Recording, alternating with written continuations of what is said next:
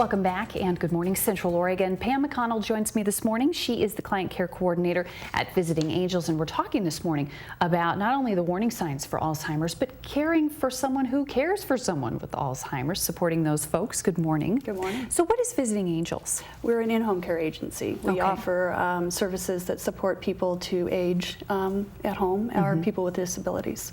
And how do you support folks either with Alzheimer's or people who are caring for folks with Alzheimer's?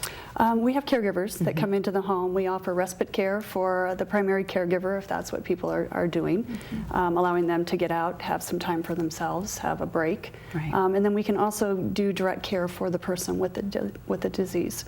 So some of the warning signs of Alzheimer's, one of them is a memory loss, and I think all of us experience memory loss. So just because that happens does not mean you have Alzheimer's or another form of dementia, but one that disrupts daily life Exactly. is kind of a differentiator, right? It is, and it's also memory loss that's progressive and ongoing, so persistent and progressive. So, you know, the random forgetfulness that we all have is not necessarily an indication that you have dementia. Right. Also, difficulty completing familiar tasks at home or at work. Right. That could definitely be one. Confusion about time and place. Forgetful what day is. Oftentimes people with more of the advanced stages of Alzheimer's and dementia, you'll get sundowners, you'll see an increased level of confusion. What about trouble understanding visual images and spatial relationships? Well, it's a lot of your comprehension. Your dementia affects your mental functioning capacities, which is your abilities to think, reason, and memory. So yeah, spatial subjects become difficult for people to manage.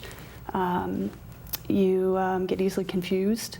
Numbers become very difficult. People start losing the ability to handle their finances, their checkbooks, making good choices.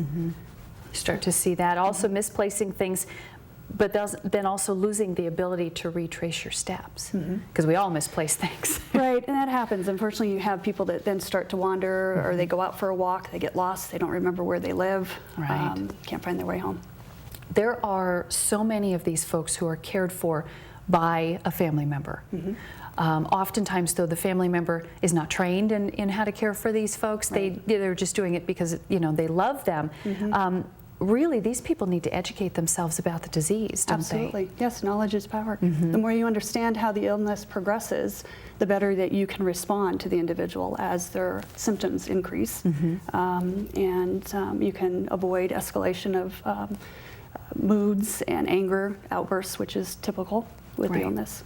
Also, taking care of financial, legal, and long-term planning issues is really important, isn't it? Yes, yes. When you get the diagnosis early on, it's best if people can then start mapping out what are your choices, what do you want to have happen, what's the care plan, what can we put in place. Right. Better to do it when you are able to than to wait, and then family members are forced to step in and take legal action, which is very difficult for them. Oh, absolutely. As I know, as a child, I would much rather want to know what my granny would like me to do before it becomes too late and I have to guess. Right.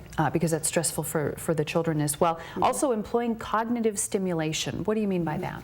Cognitive stimulation is, there are studies out there that shows if you keep the mind active and engaged, what happens with Alzheimer's is that the cell-to-cell communication starts to break down due to the plaque deposits that are building up and the nerve cell tangles that happen. So if you can keep that mental stimulation going, it tends to hold back some of that deterioration. So games, music, playing instruments, Sudoku is a really good one. A lot of men like Sudoku. Keeping the mind active. Support for the caregivers is critical, and I think also a caregiver knowing when they need a break, because that's okay and perfectly normal, right? And being able to find out how they can have those respite opportunities. And so you, Visiting Angels, does provide that, right?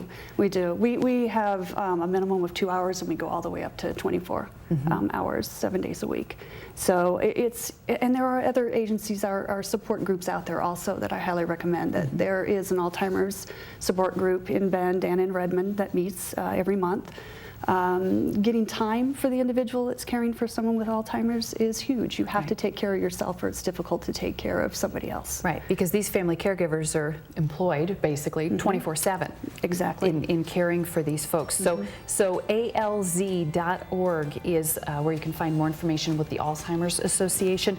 And then visitingangels.com/bend is the local website for Visiting Angels. 541-617-3868 is the number to call for more information. So Pam, it was nice to have you in this morning. Thank you. Appreciate you inviting us. Thank you. And thank you for joining me today. I will see you right back here tomorrow.